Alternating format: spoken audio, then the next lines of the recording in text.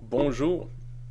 Lorsque j'ai lu le texte de l'Évangile selon Luc pour cette semaine, enfin dans le lectionnaire, je me suis souvenu de cette histoire d'un de mes amis qui planifiait son mariage et qui me disait, bon, on va garder ça petit, simple, intime, la famille immédiate, les amis, rien de plus, là.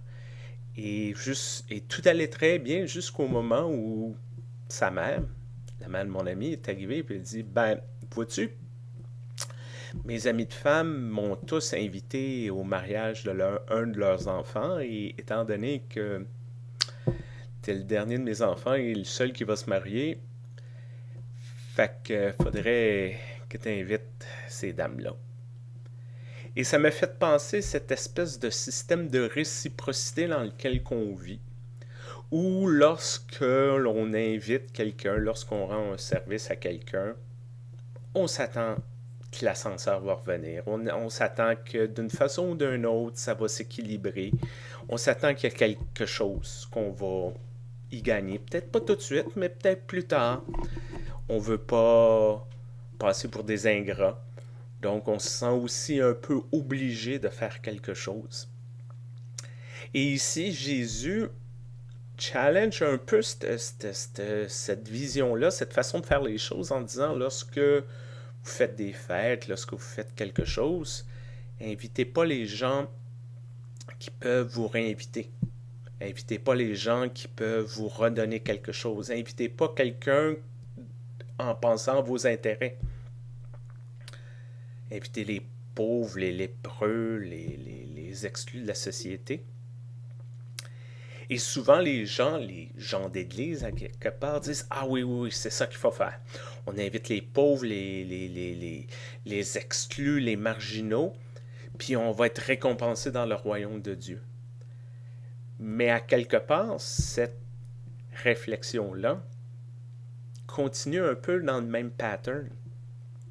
On fait quelque chose et on espère gagner quelque chose en retour. Pas nécessairement des personnes, mais de Dieu, peut-être du prestige, peut-être une espèce de standing qu'on peut avoir. C'est comme moi, monsieur, je travaille auprès des pauvres, je travaille auprès des miséreux. Regardez comme je suis bon, comme je suis généreux. À quelque part, je pense que Jésus pousse, et le texte de l'Évangile pousse un peu plus loin. Il nous invite littéralement à jouer à qui perd gagne. Invitez et attendez absolument rien, ni de la personne que vous invitez, ni de la société dans laquelle vous vivez, ni de la part de Dieu. Rien, rien, rien, rien, rien. Soyez généreux, invitez, faites ce que vous avez à faire, parce que c'est la bonne chose, parce que c'est la vie dans laquelle qu'on veut avoir, c'est la société dans laquelle qu'on veut vivre, où ce que les gens vont offrir, tout simplement. Mais là, sans rien avoir en retour. Et c'est ça le grand défi.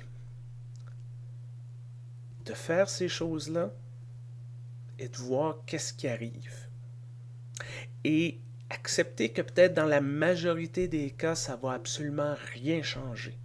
Peut-être. Peut-être qu'on ne verra pas le fruit de ce qu'on plante. Et peut-être aussi qu'il va y avoir un changement. Peut-être qu'on va le voir, peut-être qu'on ne va pas le voir. Mais au-delà de tout ça, c'est la façon dont on veut vivre notre vie. Qu'est-ce qu'il y a à l'intérieur de nous-mêmes?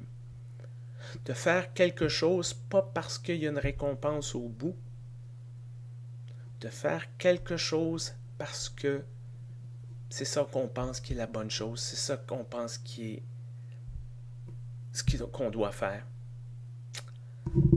Cette semaine, j'espère que vous allez avoir ces moments-là où ce que vous allez pouvoir donner, être généreux, offrir un coup de main, peut-être ouvrir une porte, peut-être faire une course pour quelqu'un, n'importe quoi. Ça peut être de très petits gestes et de le faire vraiment avec l'esprit que je ne m'attends rien en retour.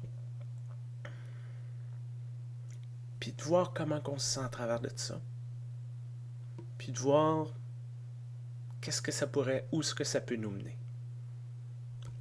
Bonne semaine, portez-vous bien, à bientôt.